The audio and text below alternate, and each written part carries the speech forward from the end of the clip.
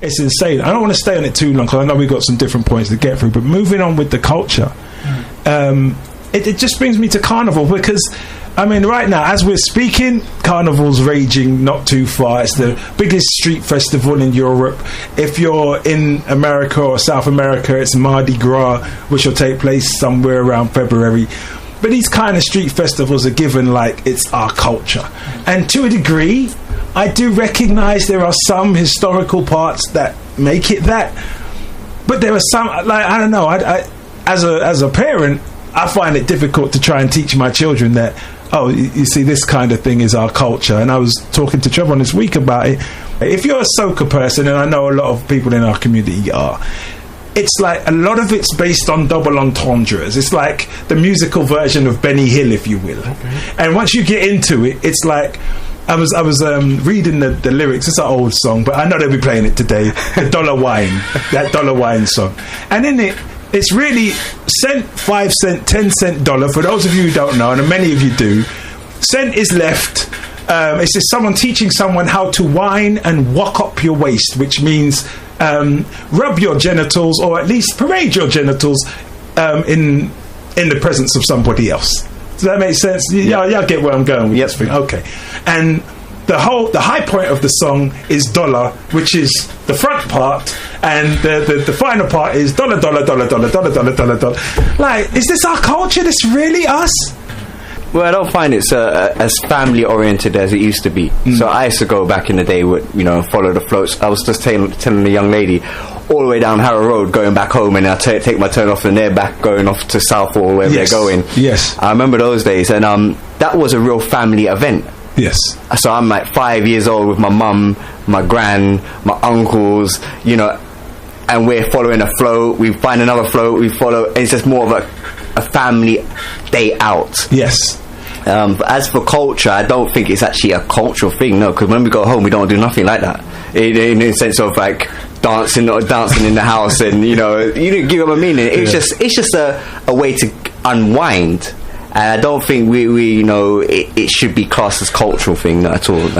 Yeah, I would agree with that, but I think a lot of people do see it as culture, as something like we identify with. But it's been billed as our culture. Exactly. It's being billed as like, if you're black, why are you not going? Right, it's like our thing. You know what I mean, of the year.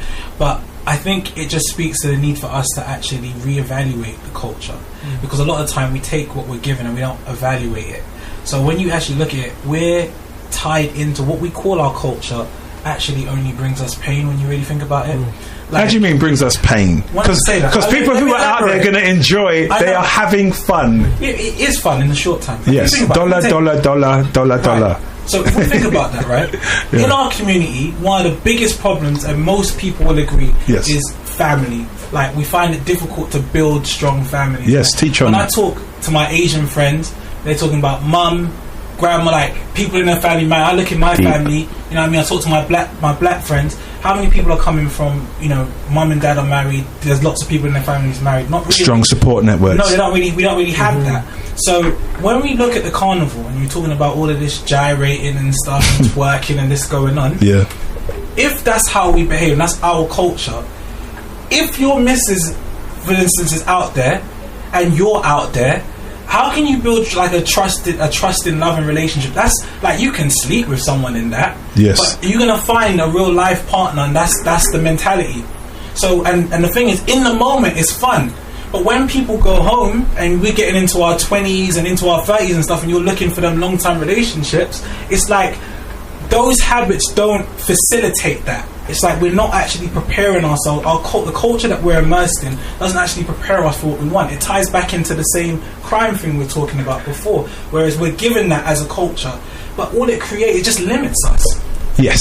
Well, the funny thing is, you said something and it was like basically people say it's our culture, but then you find that those who are outside our culture, just say, okay, white people, okay, outside our culture, they go, I've never been carnival, I always say it's dangerous. So Is our culture dangerous? If you understand where I'm coming from? It's not historically dangerous to white people. But every time I've always heard, I've never gone carnival. I'm a bit worried. I'm a bit scared. There's lots of people. There's a lot of trouble. I know which kind of white folks you hang out with. The ones I know, they can't. I've heard that so many times. It's almost like I've got convinced them. No, you just walk around, follow a float, listen to some music, eat some food.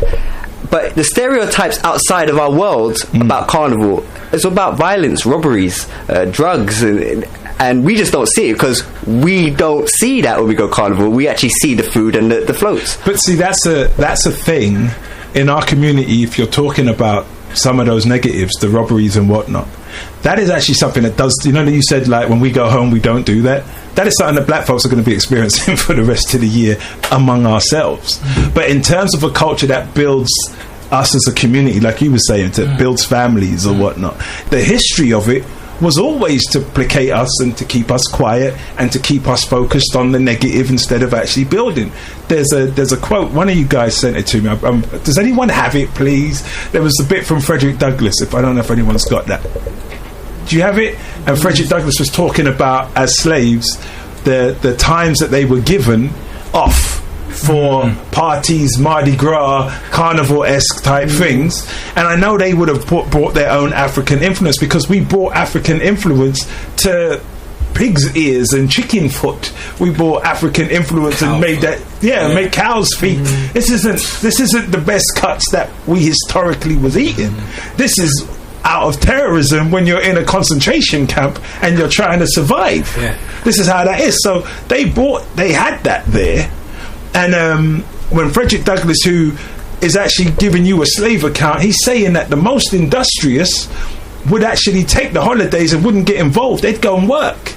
But then those who, he said the vast majority would actually just be playing games, drinking, getting drunk, involving themselves in whatever they was involving themselves with, just so they could survive another day on the concentration camp. It's like, this is our reality. This is my opportunity for a day to escape from my reality, and now I'm going back to it. So if you can't see that things are ever going to be different, all we can do is escapism. And things also, aren't. Added to that point you made, though, in it, there was a two sides, but actually what was encouraged by the slave master was the frivolity. Anybody who was working, he was weary of. So because they would refuse the blessings they put. That's what was in it. It said they refused the blessings of the slave master if they worked on a holiday to do something for themselves. So he made the slave feel bad for not spending his money, having not enough money buying alcohol prepared for the Christmas periods. If you weren't doing that, there's something wrong with you.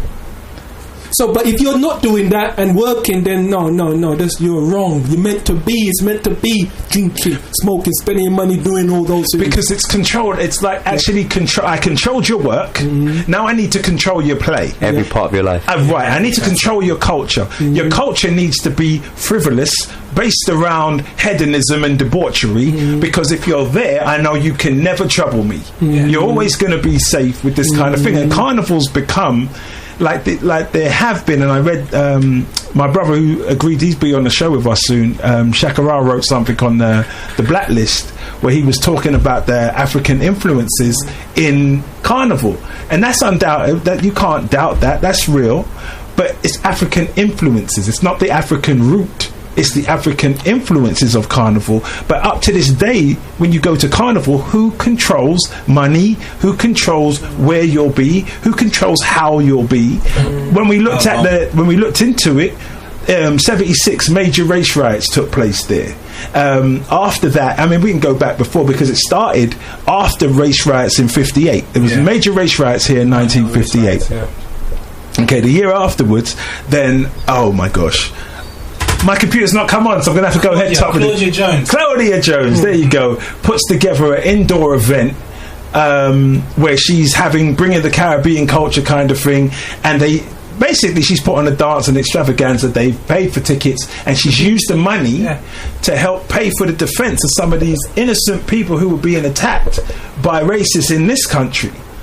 So here's what's happening. We're rising up, we're getting an understanding, we're under attack, and whenever that happens, what do? They give you something to placate you, to calm you down, to get you quiet, to say, yeah, this is the scientific intelligence of the enemy you're dealing with, because he knows he has to give you an outlet and then control how you use the outlet. And any day we ever got too outside of our britches, like, you know, maybe we'll use this to build something for ourselves. Oh, no, you won't. He was right there. So 76, it's gone from 66 when it went outside, and it's grown. In 66 the mighty sparrow is here, so it's like a big thing. Black people are feeling free and emboldened. 76, they've gone from 300 police to 3,000 police. 3,000 police come, and accounts I was listening to from the guys who were there on the ground on the day were saying the tensions are building up between the police and the young men that are there, because the police are trying to impose their authority on you, and you think it's your day for freedom. So what happened was there was arguments, there was tension, and it spilled over. There's major riots. From 76 going into the 80s is all about how do we put forward a better image of us, kind of softer black person who doesn't feel, you know, too terrible about the way that we're living here. These things is things like, that's historic. Whenever we've got ourselves together, they know what happens if they don't do that. They did that in Haiti and didn't pay us any mind. They just saw what happened there. So they always have to have something. And it's like, if we don't start to separate and sift through to find the benefits of carnival and that expression, and then understand if you don't control it, how is it your culture and you don't even control it? No, we've got comfortable though, like, with that. With not owning any of our own culture and having it dictated to us. Well, it's called spoon feeding, isn't it? We're very relaxed people, aren't we? So if there is too much stress in our head, we don't want it. We don't want it. So if someone's taking away the stress, we think they're taking away the stress. Well, yeah, give us that medicine. 400 years of terrorism will do that to you.